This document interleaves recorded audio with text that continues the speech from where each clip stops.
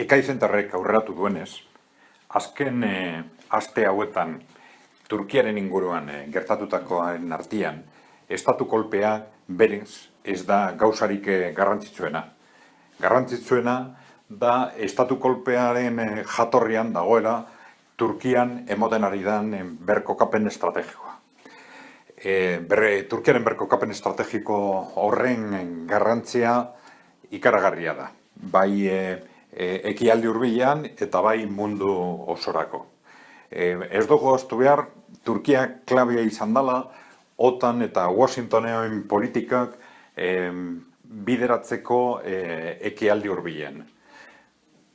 Azken 15-20 urte hauetan Washington jarraitu duen politikak herrialde independenteak suntsitzeko eta menperatzeko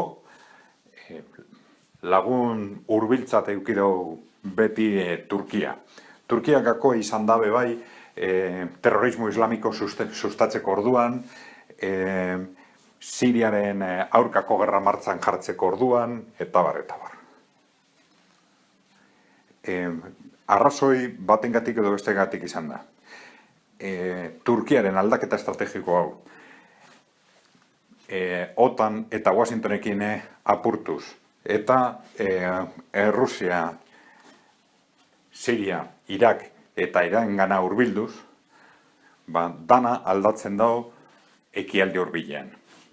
Neurri handi batean esain daiteke, hau dala behin betiko porrota Washingtonen politikentzat erregio horretan.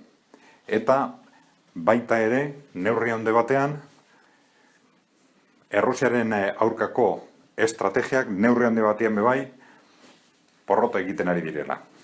Errusia inguratzeko estrategiak alde batetik Europear Batasunetik, Ukrainian, Polonian, herrialde Baltikoen laguntzarekin gauzatzen ari direna, eta bestetik hegoaldeko esparruan Turkia funtsezko aliatua edo izan da OTANentzat. Turkiaren aldaketa hau goitik bera aldatzen dago egoera itsasbeltzan. Itsasbeltzaren bihurtzen da bapatean Rusia eta bere aliatuen kontrolpean dagoen itsasoa.